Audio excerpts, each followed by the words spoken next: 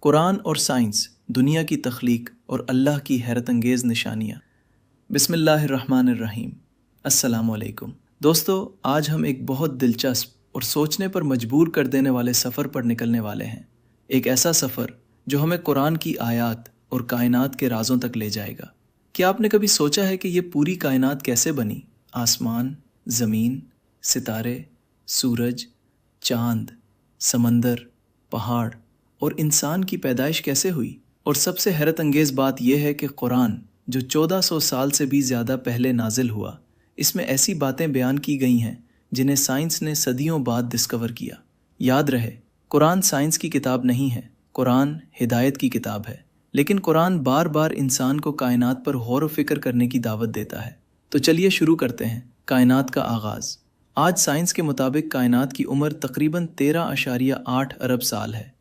Scientist کہتے ہیں کہ پوری کائنات ایک وقت میں ایک ہی نقطے میں سمیٹی ہوئی تھی، پھر ایک زبردست ایکسپینشن ہوئی جسے آج بگ بینگ کہا جاتا ہے۔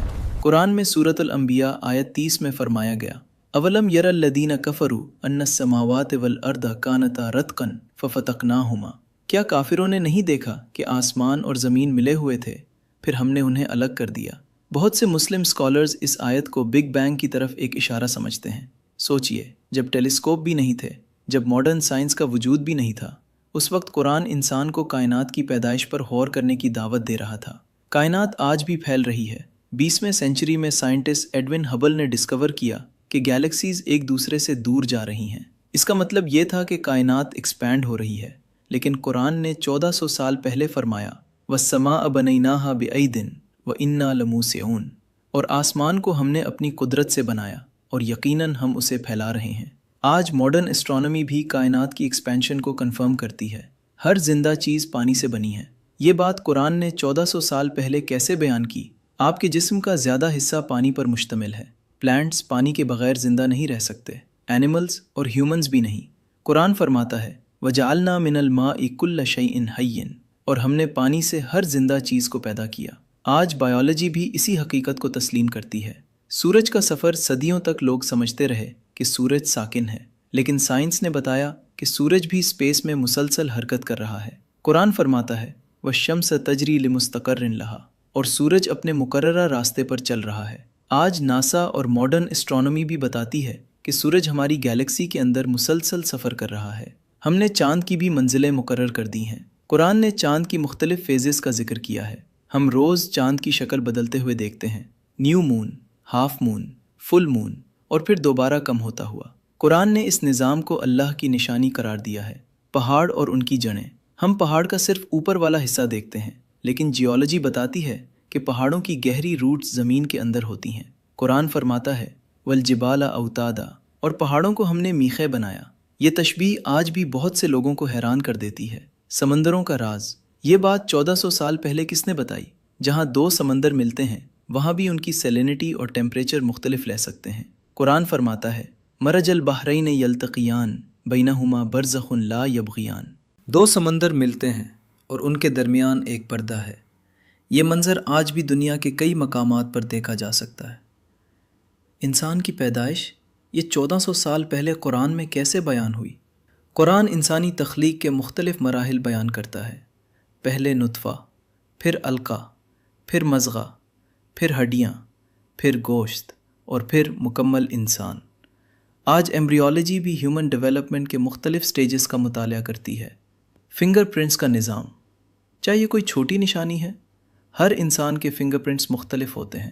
دنیا میں اربوں لوگ ہیں، لیکن کسی کے فنگر پرنٹس دوسرے سے میچ نہیں کرتے۔ قرآن فرماتا ہے، بلا قادرین علی ان نسوی بنانہ، ہم اس کی انگلیوں کے پور تک دوبارہ بنا سکتے ہیں۔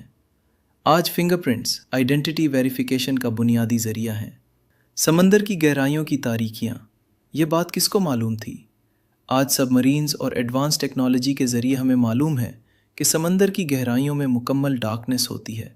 قرآن فرماتا ہے، ظلمات بعضها فوق بعض، تاریکیاں ایک دوسرے کے اوپر ہیں۔ یہ بیان اس دور میں کیا گیا جب انسان سمندر کی گہرائیوں تک نہیں پہنچ سکتا تھا۔ آسمان ایک محفوظ چھت۔ اگر ارتھ کا ایٹماسفیئر نہ ہو تو زندگی ممکن نہ ہو۔ یہ ہارمفل ریڈیشن کو روکتا ہے، میٹیئرز کو جلا دیتا ہے، اور زمین پر زندگی کو محفوظ رکھتا ہے۔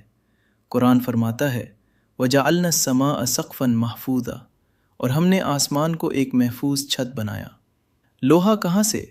سائنٹسٹ کہتے ہیں کہ آئرن ستاروں کے اندر بنتا ہے، سپر نووا ایکسپلوژنز کے ذریعے یہ کائنات میں پھیلتا ہے۔ قرآن فرماتا ہے وَأَنزَلْنَا الْحَدِيدَ، اور ہم نے لوہا اتارا۔ یہ آیت بھی بہت سی سائنٹیفک ڈسکشنز کا مرکز رہی ہے۔ دن اور رات کا نظام، اللہ یہ نظام کیسے چلا رہا ہے؟ ہر روز سورج طلوع ہوتا ہے، ہر روز غروب ہوتا ہے۔ دن اور رات کا یہ نظام اتنا پرفیکٹ ہے کہ اگر اس میں معمولی سا بھی فرق آ جائے تو زندگی متاثر ہو سکتی ہے۔ قرآن بار بار انسان کو اس نظام پر غور کرنے کی دعوت دیتا ہے۔ کائنات کا توازن، اگر ارتھ سورج کے زیادہ قریب ہوتی تو سب کچھ جل جاتا، اگر زیادہ دور ہوتی تو سب کچھ جم جاتا، اگر گریوٹی مختلف ہوتی تو زندگی ممکن نہ ہوتی۔ یہ تمام چیزیں ایک پرفیکٹ بیلنس میں ہیں۔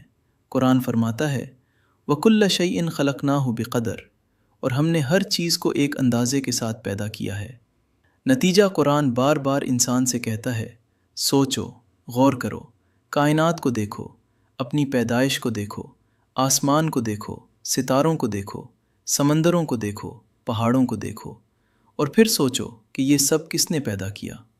سائنس ہمیں بتاتی ہے کہ چیزیں کیسے کام کرتی ہیں، لیکن قرآن ہم سے سوال کرتا ہے یہ سب کس نے بنایا اور کیوں بنایا؟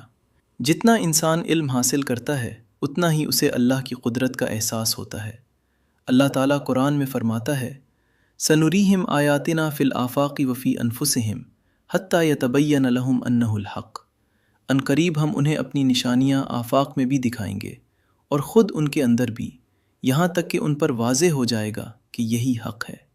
اگر آپ کو یہ ڈاکیومنٹری پسند آئی ہو تو ویڈیو کو لائک کریں، شیئر کریں اور چینل کو سبسکرائب کرنا نہ بھولیں۔ اللہ حافظ۔